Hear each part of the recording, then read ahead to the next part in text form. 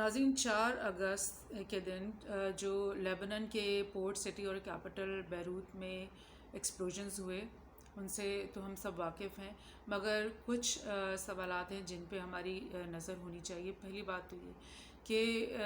وہاں پہ جو پڑا ہوا 2750 کلو گرام امونیم نائٹریٹ جو کہ ڈرائی گرینیولر فارم میں، گرینز کی فارم میں ایک فرٹیلائزر پڑا تھا، وہ کیسے اچانک جو ہے وہ ایک ایکسپلوسو بن گیا،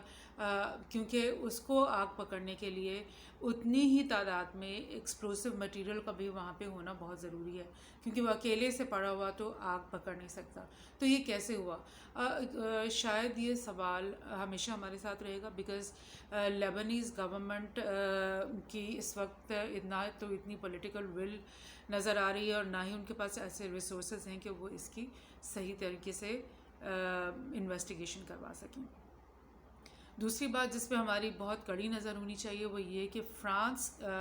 اس حملے کے فوراً ہی بعد انہوں نے اپنی ایک انفلوئنس یا اپنی ایک انٹرفیئرنس لیبنان کے اندر شروع کر دیا۔ ہمیں یاد رکھنا چاہیے کہ فرانس وہی ہے جس کو مینڈیٹ کے طور پر جب ورلڈ وار 2 اختتام پذیر ہوئی، ورلڈ وار 1 تو اور آٹومن ایمپائر جو ہے وہ ختم کر دیا گیا 1920 میں، تو اس وقت جب برٹن اور فرانس نے آپس میں اس کے ٹکڑے ٹکڑے کر کے آپس میں بانٹ لیا، تو فرانس کو سیریا ایز اے مینڈیٹ ملا، اور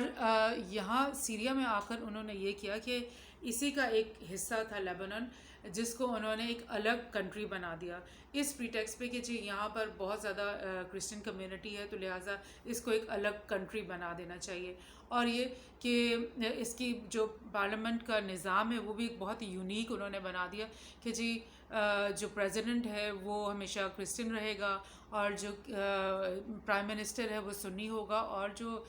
پارلیمنٹ کے اسپیکر ہیں وہ ہمیشہ شیعہ رہیں گے، وچ از اے ویری یونیک سسٹم، جو کہ کسی بھی ڈیموکریٹک ماڈل کے مطابق یہ ایسے نہیں ہوتا۔ تو یہ چیز ہمیں مطلب دیکھنی ہے کہ جیسے ہی ایکسپلوژن ہوئے تو فرانس نے فوراً مطلب میڈیا میں یہ کہنا شروع کر دیا کہ جی فرانس لیبنان کو اکیلا نہیں چھوڑے گا، اور فرانس جو ہے وہ لیبنان کی پوری مدد کرے گا۔ ناظرین، تیسرا دن تھا ان ایکسپلوژنس کے بعد جبکہ جو لیبنان کی سٹنگ گورنمنٹ ہے وہ بہت ہی ڈیسٹیبلائز تھی اس وقت، منسٹرز نے ریزگنیشنز دینی شروع کر دی تھیں، پروٹیسٹرز سڑکوں پہ تھے، اور 3rd ڈے ہی تھا غالباً جب پوری کیبنٹ نے ریزگنیشن اپنی دے دی، اور جو پریزیڈنٹ مائیکل اون تھے انہوں نے اعلان کیا کہ ہم ودن 1 or 2 months جو ہیں الیکشنز کروا دیتے ہیں۔ اس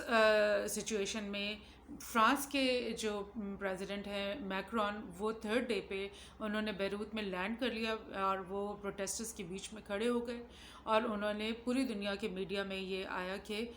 جی ہم لیبنان کو بچائیں گے، ہم ان کو اکیلا نہیں چھوڑیں گے، اور ہم وہ ساری ایڈ دیں گے جو لیبنان کو انفراسٹرکچر بنانے کے لیے ان کو ضرورت ہے، اور لیکن اس کے